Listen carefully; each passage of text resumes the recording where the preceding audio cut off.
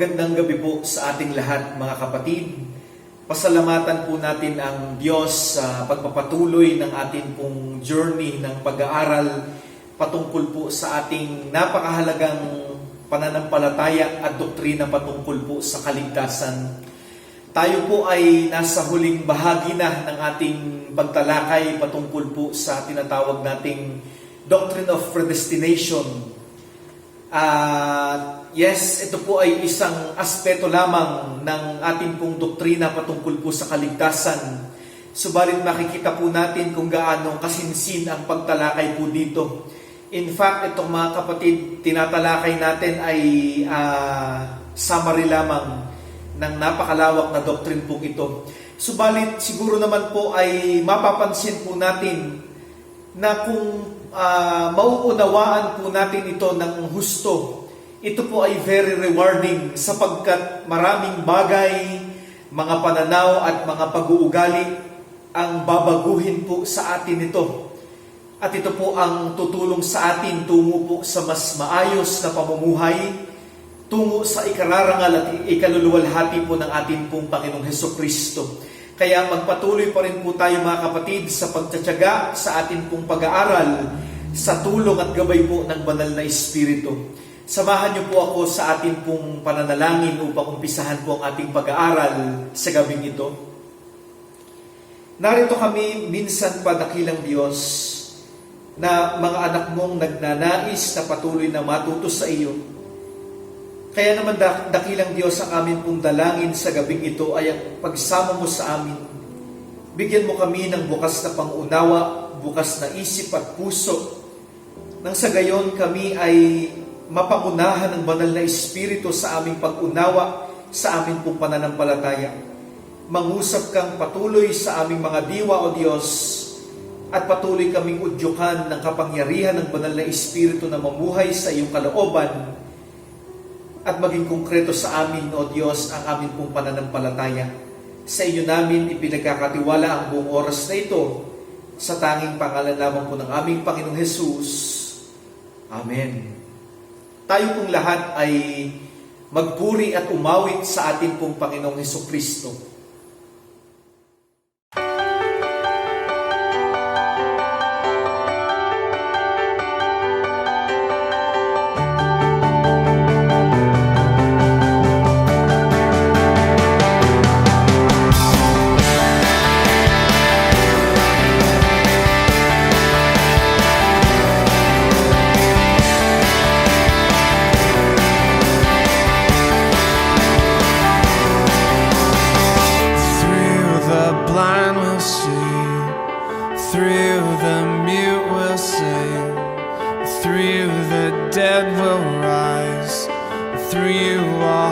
Will praise through the darkness flees, through my heart screams, I am free.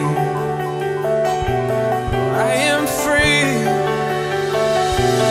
I am free to run. I am free to run. I am free to dance. I am free to dance. I am free to live for you. I am free to live for you. I am free. I am free. I am free. I am free.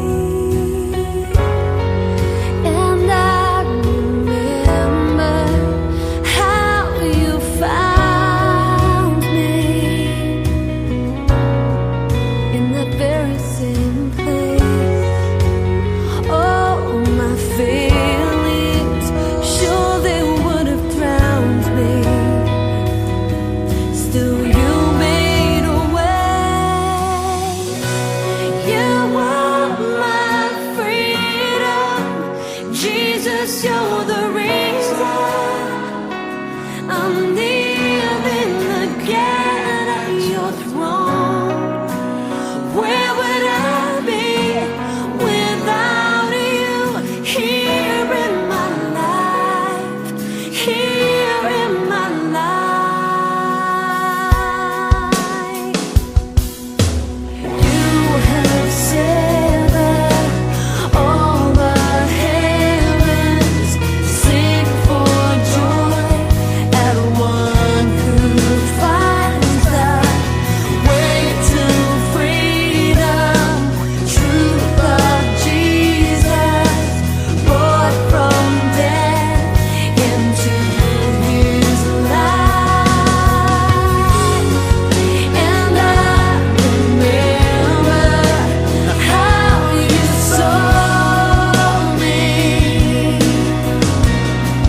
through the eyes of Your grace. And all the cost was Your beloved for me. Still You made a way. You are my freedom. Jesus, You're the reason I'm kneeling again at Your throne. Where would I be without You? Here in my life, here in my life, You are my freedom. Jesus, You're the reason I'm kneeling again at Your throne. Where would I be without You? Here in my life, here in my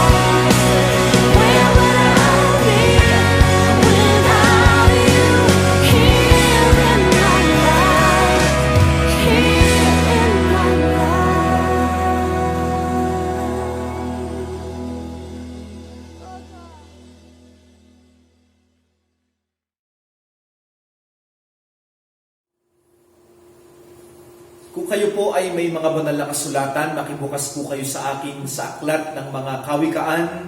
Ang kabanata po ay 22 at ang talata ay 6. Ganito po ang sinasabi: Ituro sa bata ang daang dapat niyang lakaran, at hanggang sa paglaki di niya ito malilimutan. Pinagpala na po tayo ng Diyos sa pagkabasa ng Kanyang salita. Idagdag niya nawang patuloy sa atin ang pagkaunawa sa mga ito. Muli po tayong manalangin sa harapan ng Diyos. Minsan pa, O Panginoon, kami po ay lumalapit at nagpapakumbaba sa inyong harapan sa gabing ito. Mangusap ka nawa patuloy sa amin, O Diyos, at ang mga aral sa likod ng iyong mga salita, ang mga aral ng pananampalataya, ang mga aral ng aming doktrina, O Diyos, ito'y may pamuhay namin tungo sa pagbibigay namin ng kalwalhatian sa inyong dakilang pangalan. Sa pangalan ng aming Panginoong Jesus. Amen.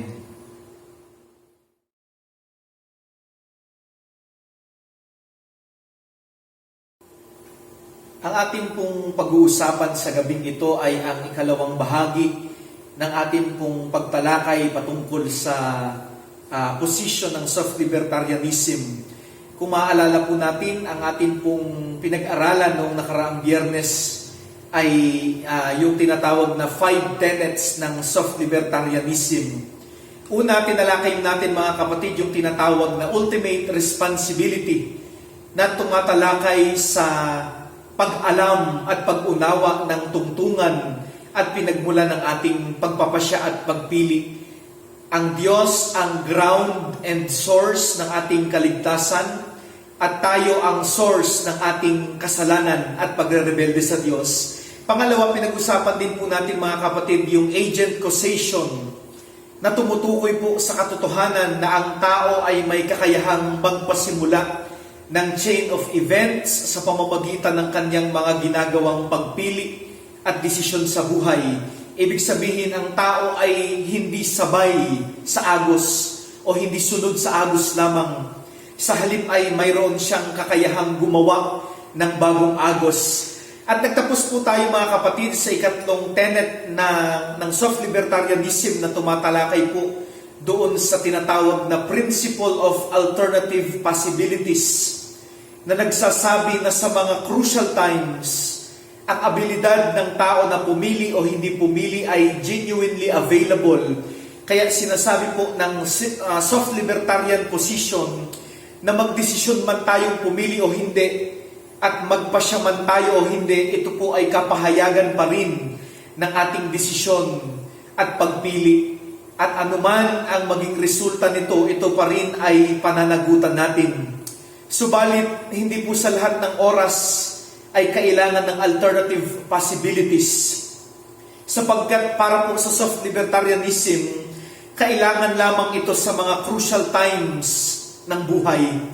O ang tawag po nila dito ay panahon ng tinatawag nilang will-setting moment. O tinatawag din po nila itong self-forming moment. At ito po mga kapatid ang ika-4 na tenet ng soft libertarianism kung saan po natin uumpisahan ang ating pag-aaral sa gabi pong ito.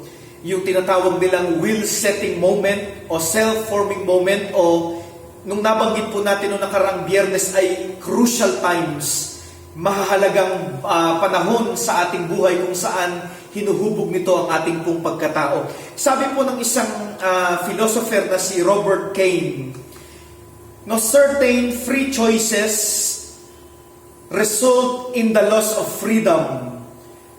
An obvious example is someone jumping off a cliff, tumalon sa bangin. No, nagpa siyang isang tao na tumalon sa bangin. Halfway down, he might change his mind, but he does not possess the ability to choose otherwise. Tumalon siya sa bangin, no, habang siya nahuhulog, napagdesisyonan niyang mali yung ginawa niya pero wala na siyang magawa kasi nasa kalagitnaan na siya ng pagkahulog. Sabi ng soft libertarianism, sabi ni Robert Kane, no, alternative possibilities that does not always have to be present, but only during those times when the choices we make only during those times when the choices we make form us into who we are. So sabi ni Robert Kane, yung tinatawag nating alternative possibilities, hindi sa lahat ng pagkakataon kailangan present ito. Kailangan lamang ito mga kapatid sa mga panahon kung saan ang ating mga pagdidesisyon ay huhubugin tayo bilang tao. Ang isa pa pong halimbawa nito ay yung mga panahon na nagkakaroon tayo ng moral indecision. Halimbawa, yung mga panahon na galit na galit tayo sa isang tao. Bagamat alam mong kailangan mong magpatawad, pero hindi ka nagdidesisyon morally na magpatawad. No, sa kabilang banda naman, hindi mo rin naman pinipili na magtanim ng galit. Kumbaga, nasa gitna ka lang. Ang tawag dito ng soft libertarianism ay soul-searching moment. At ito po ay panahon din ng self-formation. Kaya sa pagkakataon pong ito, hindi rin maganda ang hindi pagdidesisyon. Lalo na po kung ang konteksto ay yung sinasabi nga natin kanina na moral indecision. Dahil halimbawa nga, ang hindi pagdidesisyon ng isang tao na magpatawad, no? Sapagkat magdesisyon ka man o hindi, mayroon itong epekto sa iyong pagkatao. May epekto ito sa paghubog ng iyong pagkatao na maaaring makita mo ang resulta sa hinaharap.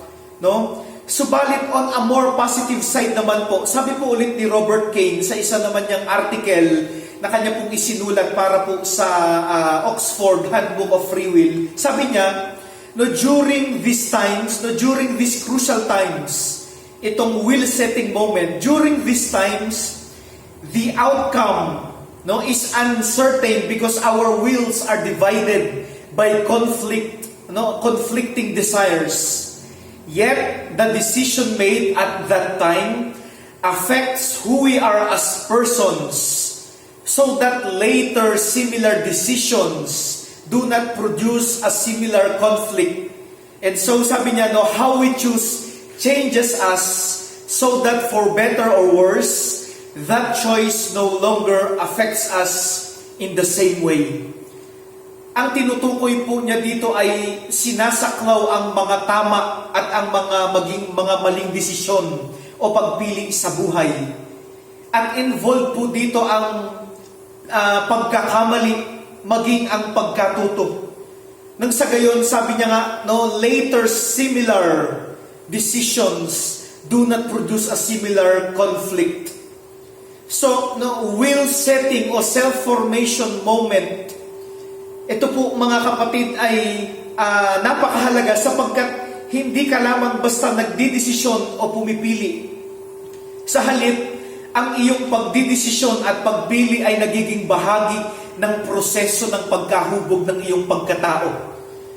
Ito po ang sinasabi natin sa nakaraang aralin na ang karakter ng tao at ang kanyang pagpili ay mayroon pong interaction. Ibig sabihin, no, hindi ka lamang basta pumipili ayon sa iyong karakter, kundi binabago din ng iyong mga pagpili ang iyong karakter, no, bilang tao. Hindi lang ang karakter ang nakakaapekto sa iyong mga pagpili, naaapektuhan din ng iyong mga pagpili maging ang iyong karakter. Kaya dito po natin makikita mga kapatid kung gaano kahalaga yung tinatawag nating, no, spiritual disciplines na ginagawa natin sa iglesia, yung pananalangin, pag-aaral ng salita ng Diyos, pakikipag-fellowship, pagsamba, no? Napakahalaga nito para po sa ating character formation. At mahalaga po ito lalong-lalo na sa mga kabataan, sapagkat sa atin pong pagdidesisyon na gawing kultura, halimbawa ang pananalangin, no, ang pag-aaral ng salita ng Diyos, ang pag-aaral ng ating pananampalataya, bagamat sabi ni Robert Kane, habang ginagawa natin ito, uncertain pa ang outcome, sapagkat may mga conflict pa po sa ating mga ginugusto. Subalit ang pagdidesisyon natin na gawin ang mga ito ay mayroong epekto sa atin because it affects who we are as persons. Bakit? Sapagkat hinuhubog tayo ng mga desisyon na ito. Sa gayon, anuman ang maging conflict sa ating panghinaharap na buhay, ay magawa pa rin nating piliin ang pagsasagawa ng kalooban ng Diyos, especially these so-called spiritual disciplines. Kaya dito natin makikita na maging ang atin pong paglagong espiritual at paglago sa pananampalataya, no? This is also a free choice. At syempre, no, ang implication nito, kapag hindi ka nagkaroon ng paglagong espiritual at paglago sa pananampalataya, it is also your choice. So we need to decide to grow in faith by utilizing and practicing our spiritual disciplines. Of course, ang kumikilos pa rin po sa ating mga buhay at ang bumabago pa rin po sa atin ay ang banal na Espiritu. Subalit ang kanyang means ay ang atin pong, no, isa sa mga means ay ang ating pagdidesisyon na magpailalim sa kanyang kapangyarihan sa pamamagitan po ng pagsasagawa ng spiritual disciplines na inuutos niya sa atin na gawin po natin. Kaya dito rin natin makikita mga kapatid kung gaano kahalaga yung free will. Ano po? Sa paghubog ng ating pagkatao. Napakaganda. Sabi po ni Eric Hankins, without free will, there is no mechanism for the defeat of sin and evil. No mechanism for covenant relationship. No mechanism for a world-changing, world-completing partnership with God, no, between God and His people. Kaya makikita din po natin dito kung gaano kalaki ang responsibilidad, no, bilang mga taong binigyan ng Diyos ng kalayaang pumili. Anumang piliin natin sa buhay, mga kapatid, mayroon po itong malaking epekto sa ating pagkatao. At ang realidad po ng will setting na ito o ng self-formation na ito ay nagpapahiwatig ng panglimang tenet ng self-libertarianism na may kinalaman po doon sa tinatawag nilang distinction between the two types of ability, the freedom of responsibility and freedom of integrity. Para po sa self-libertarianism, no, freedom can be understood in two ways. Una, there is freedom as a permission. At pangalawa, there is the freedom as an ability. Sa banal na kasulatan po, ang kalayaan ay inilalarawan bilang isang permission, isang pribilehiyo, o isang karapatan upang pumili. Ang isang halimbawa po nito ay nang sabihin po ni Pablo sa unang Korinto, kabanatang 7, talatang 39, na ang isang babaeng balo ay malaya ng mag-asawa sa sino mang maibigan niya, ngunit dapat ay isa ring mananampalataya sa Panginoon. So look at this, no? There is the freedom. Malaya siya in a sense na pwede siyang pumili sino mang maibigan niya. Subalit may limit ang kanyang options dahil ang recommendation ni Pablo ay dapat ay isa ring mananampalataya sa Panginoon. Bagamat malaya siyang piliin sino man ang kanyang maibigan, subalit ito ay within the parameters lamang ng mga nananampalatayang sa Panginoon. So generally, mga kapatid, ito po ang tinatawag nating liberty. At marami pong halimbawa nito na makikita po natin sa banal na kasulatan. Ang freedom of permission pong ito ay nagpapahiwatig ng ikalawang uri ng freedom ng tao, which is freedom as an ability. So it is the ability to make a reasonable choice. Kaya naman sa banal na kasulatan, ipinapakita din po ang kalayaan as a power, as the ability to make a choice, no? Bilang abilidad, itinuturo po ng banal na kasulatan na mayroong dalawang uri ng abilidad. No, we have the freedom of responsibility, and then there is the freedom of integrity. Ang freedom of responsibility po, mga kapatid, ay ang abilidad na maging originator ng isang desisyon o pagpili o aksyon. Dahil ang isang tao po ay agent o cause o pinagmumulan ng isang aksyon, and therefore siya ay responsable para sa moral, no, na karakter o moral na katangian at maging sa consequences ng kanyang aksyon. So kapag, halimbawa kapag nag-arise ang isang sitwasyon kung saan kinakailangan ang pagdidesisyon, no, by definition, ang kalayaang maging responsable ay ang abilidad na tumugon sa sitwasyon. Ano po ang halimbawa nito? Nabibigyan ko po kayo ng isang simpleng halimbawa. Halimbawa, ikaw ay nasa swimming pool. Namimiss nyo na po bang mag-swimming? habang ikaw ay nagsuswimming, no, biglang may sumigaw. Humingi ng tulong kasi nalulunod. Ang hindi marunong lumangoy ay mayroong ibang level of responsibility kaysa sa isang marunong namang lumangoy pero sadyang hindi nag-respond doon sa humihingi ng tulong. Di po ba? Para sa hindi marunong lumangoy, ang kanyang responsibility ay hindi sa antas ng paglangoy. Hindi siya basta tutulong kasi baka malunod din siya. Baka dalawa pa silang malunod. At para naman po sa marunong lumangoy, ang antas ng kanyang responsibilidad ay sa antas ng marunong lumangoy. No? Pwede siyang sumaklolo kasi marunong siyang lumangoy. At dito po pumapasok yung tinatawag natin mga kapatid na freedom of integrity. Ang freedom of integrity po ay ang abilidad na kumilos sa kaparaan ng sumasang-ayon sa kung ano ang alam ng isang tao na tamang bagay, no, na dapat niyang gawin. Balikan po natin yung scene sa swimming pool. Kung hindi man mag-dive sa tubig, no, ang taong hindi marunong lumangoy para tulungan ng nalulunod, yun ay dahil hindi siya marunong lumangoy. Ibig sabihin, yun ang tamang bagay na alam niyang gawin. In that sense, no, ang isang tao ay nag-ooperate sa freedom of integrity. Sa kabilang banda naman po, kapag hindi tumugon sa paghingi ng tulong ng nalulunod, yung taong marunong maglangoy, ang taong ito ay hindi nag-ooperate sa freedom of integrity sapagkat hindi niya ginagawa kung anong tamang bagay na alam niya. Marunong naman siyang lumangoy, di po ba? Ibig sabihin, alam niyang tama na saklolohan yung nalulunod dahil marunong siyang lumangoy. Pero pinili niyang hindi mag-respond. And therefore, hindi siya kumikilos dun sa tinatawag nating freedom of integrity. Sabi po ni D.M. Kiyoshi, no, more than anything else, the Bible presents freedom to be the ability to do that which is right. Napakaganda po, no? Bahagi ng ibinigay na dynamic sa atin ng Diyos ang pagkaalam kung ano ang mabuti at kung ano ang masama. At ang konsepto po ng freedom of integrity ay mas nagbibigay atensyon sa konsepto ng person at hindi po sa mismong free will lamang.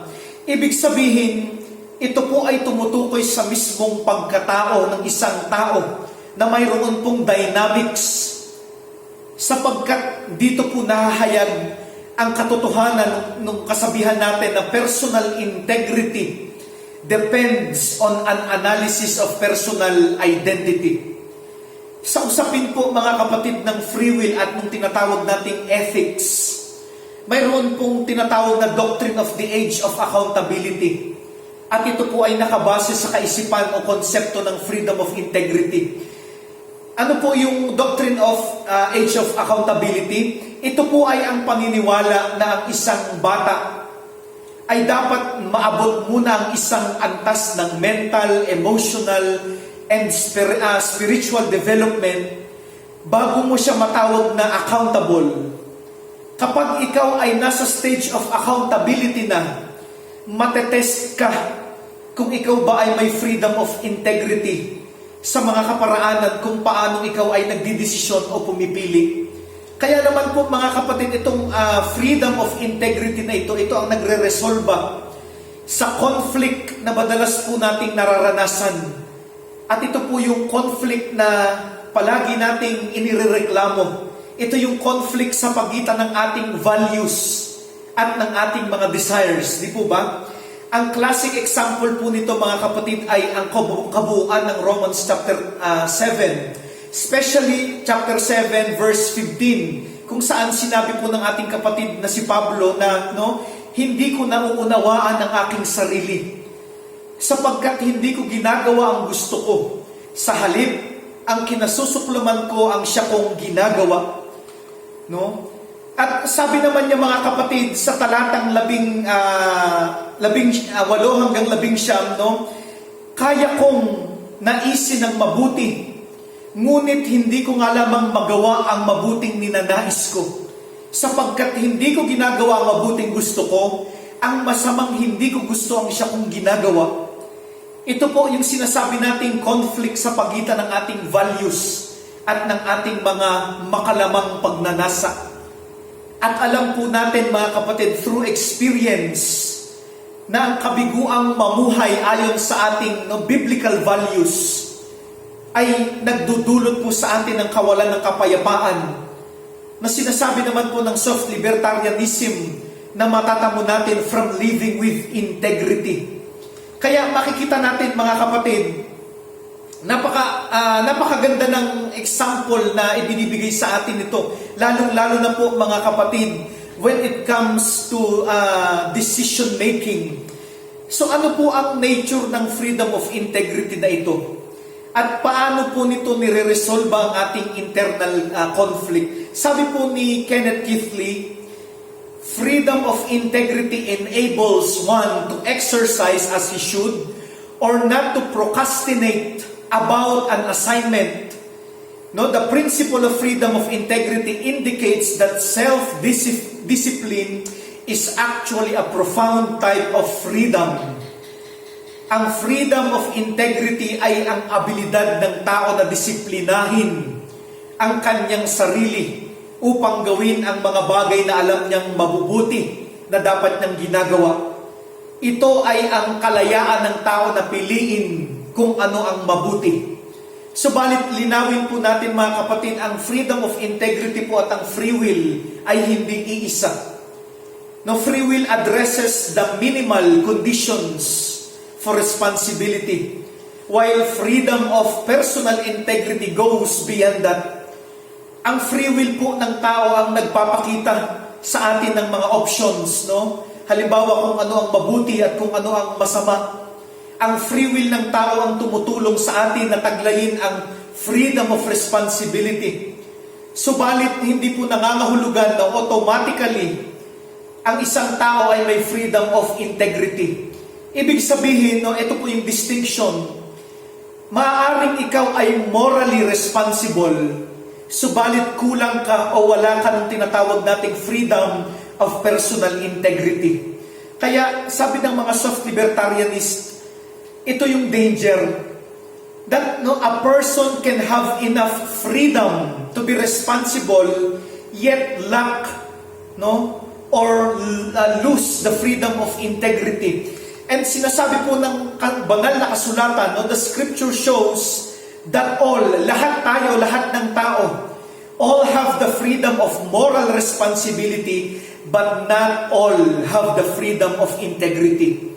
Ang isang halimbawa nga po nito mga kapatid ay yung sinabi ni Pablo sa chapter 7 ng Romans. Inilarawan niya ang kondisyon ng tao na may moral responsibility. Ano po yung moral responsibility doon? Alam niya kung ano ang mabuti. Lahat ng tao alam kung ano ang mabuti. That's a moral responsibility. No? Pero sabi doon, ang pinipili pa rin gawin ng maraming tao ay kung ano ang masama. And that's an indication of lack or loss of moral integrity. Ang iba pang halimbawa nito mga kapatid ay yung mga naging adik sa bisyo. Nawalan sila ng moral integrity kaya naman hindi nila magawang tanggalin o iwasan ang kanilang mga bisyo. Pero responsable at accountable pa rin po sila sa kanilang mga aksyon. Subalit malinaw na dahil sa kanilang pagkakalugmok sa bisyo, nawala sa kanilang tinatawag na freedom of integrity. No? Bagamat hindi po naaalis sa kanila ang accountability para sa kanilang mga ginagawa. Kaya nga di po ba, marami sa mga nalulugmok sa bisyo ang nagsasabi na alam naman nilang masama yung ginagawa nila. Ibig sabihin, no, they are still morally responsible. Alam pa rin nila kung ano ang mabuti. But they are no longer capable of choosing otherwise. Kaya sa napakahalagang aspeto po ng pagtugon sa paanyaya ng Diyos sa kaligtasan, actually ito po ang eksaktong kondisyon ng bawat taong wala sa ilalim ng biyaya at habag ng Diyos. Alam na alam ng mga tao na mapapahamak sila kapag wala sila sa Panginoon. But many people are no longer capable of choosing otherwise. No, subalit hindi nangangahulugan na walang kakayahan ang tao na tumugon sa Diyos. Sa halip, no, dahil po sa naunang aksyon ng tao, especially dahil sa pagpili ng tao na magkasala at manatili sa kasalanan, they lost their capability to respond to God. Kaya pinapaalalahanan po tayo nung tinalakay po natin kanina, yung ika-4 na tenet ng soft libertarianism na will setting o self-forming moment na maging maingat sa ating mga pagdidesisyon at pagpili. Bakit? Dahil anuman po ang ating piliin, ito ay may epekto sa ating karakter at ito ang maaaring humubog sa atin pong pagkatao. At kapag ang nahubog na, no, sa ating karakter at pagkatao, o kapag nahubog na ang ating karakter at pagkatao, ito po ang nagiging basehan ng ating mga panghinaharap na pagpili. Kaya you can just imagine, kung sa early stage ng buhay ng tao ang nahubog sa karakter at pagkatao niya ay mga bagay na taliwas sa kalooban ng Diyos at mga bagay na masasama, ito lamang ang magiging basihan o ito ang magiging basihan ng kanyang mga panghinaharap na pagpili. Ito mga kapatid, yung wisdom doon po sa atin pong talata, no? Napakaganda, sabi sa English, no, train up a child in a way he should go, and when he is old, no, he will not depart from it. Again, nagmula ulit sa wisdom theology ng Old Testament, no, na sinasabing ngayon pa lang, bata pa lang o habang maaga pa, ituro na sa tao kung ano ang mga pamamaraan ng buhay na ayon sa kalooban ng Diyos, ayon sa karunungan at kabutihang itinuturo ng Diyos upang ito ang mahubog sa Kanya hanggang sa Kanyang paglaki o hanggang sa Kanyang panghinaharap na buhay. Kaya dito po natin makikita na yes, bilang mga tao, tayo po ay makasalanan at ang ating pong pagiging makasalanan ay may malaking epekto sa ating mga pagpili at uri ng pamumuhay. Subalit, hindi po nangangahulugan na kaya tayo ganito ay dahil nakadetermine na, no, from eternity na magiging ganito tayo. Kaya po ang mga soft libertarian, meron po silang kasabihan na no, depravity, yes, no, but determinism, no. So we affirm our depravity as fallen human beings. Subalit ang biyaya at habag sa atin ng Diyos ang nagbibigay sa atin ng kakayahan na i-train, disiplinahin ng ating mga sarili, no, even from early stages of our lives. Nang sa gayon, no, ang mahubog sa ating karakter at pagkatao ay ang karakter na ninanais sa atin ng Diyos na ang ultimate standard ay yung tinatawag nating Christ-likeness. Ang tawag po natin dito mga kapatid ay process of sanctification. At sinasabi po ng soft libertarian position na ang progressive sanctification ng isang mananampalataya at ang kanyang paglago sa biyaya ng Diyos ay maaari po nating maunawaan sa pamamagitan ng freedom of integrity. Kaya sabi po ulit ni Kenneth Keathley, no, in many ways, the process of being conformed to the image of Christ is an incremental, pag sinabing incremental, increasing, no? Incremental restoration of the freedom of integrity. Sanctification is the restoring of a Christian's ability to bring his life into conformity with the will of God. No, and therefore, sabi niya, this is true freedom. What is true freedom? The ability to live a life that is pleasing to God. Kaya naman, para po sa mga soft libertarian, ang freedom of integrity ay ang abilidad na sundin o gawin ang kalooban ng Diyos. So makikita natin mga kapatid, no? I hope nagkaintindihan po tayo dito po sa ilang linggo na ating pagtalakay. At sa ganito pong paraan, pwede na nating isummarize ang atin pong tinatalakay sa loob po ng kulang o mahigit isang buwan patungkol po sa kung anong ating stand regarding doctrine of salvation. So ang atin pong pananampalatayang tinatayuan ay ito, no? Una sa lahat mga kapatid, gusto ko lang pong balikan yung unang-unang lesson natin, no? Naniniwala po tayo sa individual na pagsampalataya at hindi po sa individual na pagkapili. Kasi uulitin ko po, nasabi ko na dati, when the Bible speaks of the salvation of individuals, its central concept is faith and never election. Naniniwala po tayo na tayo ay naligtas sa pamamagitan ng pananampalataya sa Panginoong Jesucristo, no? Hindi po dahil tayo ay pinili na ng Diyos mula pa sa walang hanggan, subalit ang ating pong pagsampalataya sa Panginoon ay sa konteksto ng kanyang pamayanan at hindi po individual na gawain na hiwalay sa iglesia. Pangalawa, naniniwala po tayo sa pakikipagtipan, no, sa Panginoong Jesucristo at hindi tipan ng mabubuting gawa. Sumasampalataya po tayo na tayo ay naligtas Dahil ang Panginoong Hesukristo ay nag-offer ng covenant, nakipagtipan sa atin, at tayo naman ay tumugon sa kanya pong paanyaya, no? At naligtas tayo dahil dito, no? At hindi po dahil sa kasunduan na kapag tayo ay nagpakabuti, tayo ay maliligtas. Subalit gayon pa man, ang atin pong pakikipagtipan sa Panginoong Hesukristo ay nangangahulugan na tayo ay mamumuhay ayon sa kanyang mga utos at sa kabanalang ninanais niya para po sa atin. At pangatlo, no, in relationship with what we discussed about soft libertarianism, no, ang Diyos ay sovereign. At bahagi, mga kapatid, ng kanyang soberenya ang pagbibigay niya sa tao ng free will. Ang Diyos ay malayang lumikha ng sangsinukob kung saan ang free will ng tao ay binigyan niya ng napakahalagang gampanin sa pagtupad ng kanyang mga layunin sa sangnilikha. Bagamat ang pananampalataya po na ating tinataglay ay hindi tayo ang nagpuproduce, sapagkat ito ay kaloob lamang sa atin ng Diyos, subalit tayo ang nagsasagawa ng act, no? The act of faith.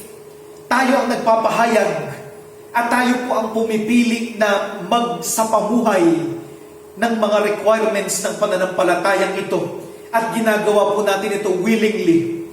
And therefore, no, we preach that the decision of each individual is both possible and necessary for salvation. Napakalinaw po niyan. And lastly, pang-apat, mga kapatid, lahat ng tao ay makasalanan. We affirm that. Subalit lahat ng tao ay maaaring maligtas. Napakalinaw po sa banal na kasulatan, lahat tayo ay nagkasala. Romans chapter 3 verse 23. Dahil po dito ang mga tao ay nasa disastrous state.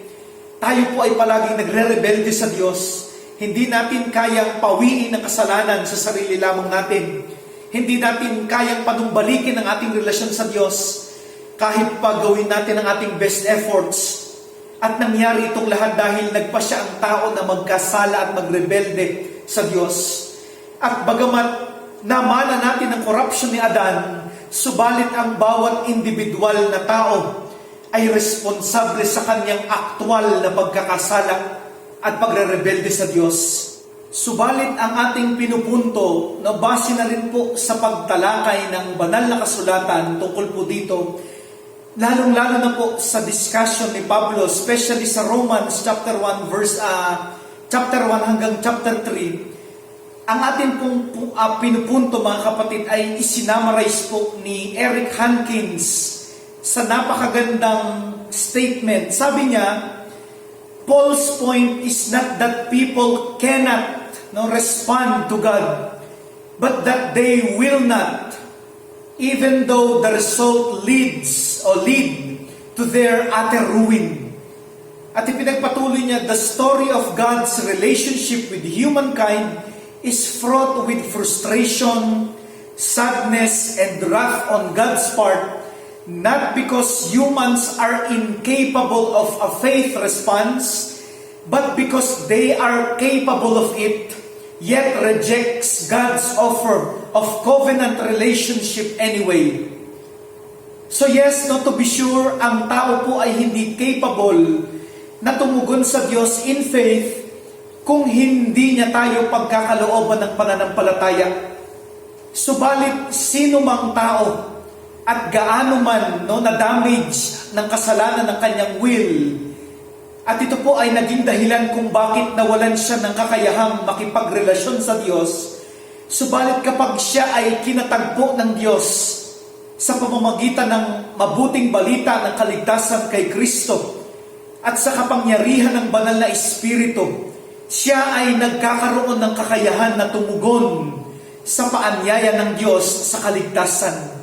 Kaya naman, naniniwala po tayo, mga kapatid, na sino mang tao ang tumugon sa mensahe ng mabuting balita, nagbukas ng puso at nagsuko ng buhay sa Panginoong Hesukristo, sila ay maliligtas. At sino mang tao na hindi nakikinig o hindi makikinig at hindi tutugon sa paanyaya ng mabuting balita ng kaligtasan, sila ay hindi maliligtas. So, now we preach the gospel broadly. We preach the gospel regularly and passionately. We offer an invitation every time we preach because we believe that every unbeliever, no matter how sinful and broken, can and must respond to God's invitation to salvation. Ito po mga kapatid ang ating pagkaunawa patungkol po sa doctrine of predestination. At hopefully mga kapatid ay sa brief na pag-discuss natin dito ay naunawaan po natin kung ano ang stand natin sa patungkol po sa bagay pong ito. Kaya naman po formal po nating wawakasan ng ating discussion patungkol po sa doctrine of predestination sa lesson pong ito. Sa oras pong ito, nais ko po kayong anyayahan na patuloy pang palalimin ang pagtalakay ng bagay sa bagay na ito sa ating pong mga tahanan o sa loob ng ating pong mga tahanan. At gamitin po natin ang mga gabay na tanong na makikita po natin sa ating mga screens, sa ating pong mabunga na pagtatalakayan, kasama po ang ating pong mga mahal sa buhay.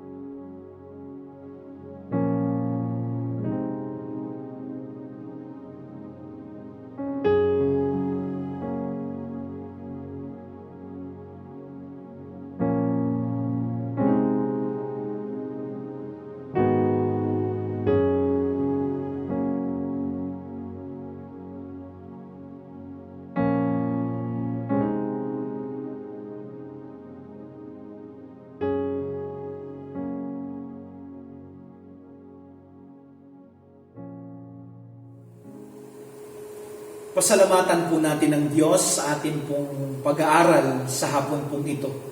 Patuloy ko pong inaanyayahan at hinihimok ang bawat isa sa atin na patuloy po tayong magtiyaga sa atin pong pag-aaral ng atin pong napakahalagang pananampalataya. Sikapin po natin mga kapatid na unawain ang atin pong pananampalataya upang patuloy tayong makapagbigay ng kapurihan sa Diyos. Samantalahin po natin ang mga panahon pong ito na patuloy tayong naiipon sa ating mga tahanan upang bigyan ng kaluwalhatian ng Diyos sa anyo po ng pag-aaral ng kanyang mga salita at ng ating pong mga pananampalataya. Sa oras pong ito ay pangwawakasan po tayo sa panalangin ng ating pong kapatid na Marlon Mojica. Samahan niyo po ako sa ating pangwakas panalangin. Panginoon, aming makapangyarihan at mapagmahal na Ama, ang aming puso ay puspos ng galak sa gabing ito ay pinagkaloob niyo po sa amin. Lahat po na ibinigay niyo ay patunay ng inyong pagmamahal. Lubos po ang aming kagalakan na muli niyo po kaming pinagkaisa bilang mga mananampalataya, bilang inyong anak at bilang isang pamilya. Kalooban niyo po na kami po ay magsama-sama, magkaisa, magpasalamat, magpuri at sumamba sa inyo. Naniniwala po kami sa aming pagsasama-sama ay kinalugdan niyo po ang bawat isa. Salamat po Lord sa inyong kaloob na buhay para sa amin. Tunay nga po na lubos ang aming kagalakan dahil iniligtas niyo po kami. Salamat sa kalayaan na tinanggap po namin mula po sa inyo. Patuloy po namin itong pahalagahan, huwag abusuhin. Sapat po ang iyong tulong para sa aming buhay. Patuloy po namin i-enjoy ang kagalakan at sa bawat araw amin pong piliin na gawin ang iyong kalooban. Salamat din po sa inyong lingkod na ginamit upang magbigay ng inyong mga salita na nagbibigay paalala, nagbibigay hamon at encouragement sa aming lahat. Higit sa lahat, Lord, salamat po sa inyong banal na Espiritu na laging kasama namin. And by faith, Lord, amin na pong tinanggap anumang idinulog ng bawat pamilya sa oras na ito. Sa inyo po ang pinakamataas na pasasalamat, pagluwalhati sa matamis na pangalan ng aming Panginoong Hesus. Amen.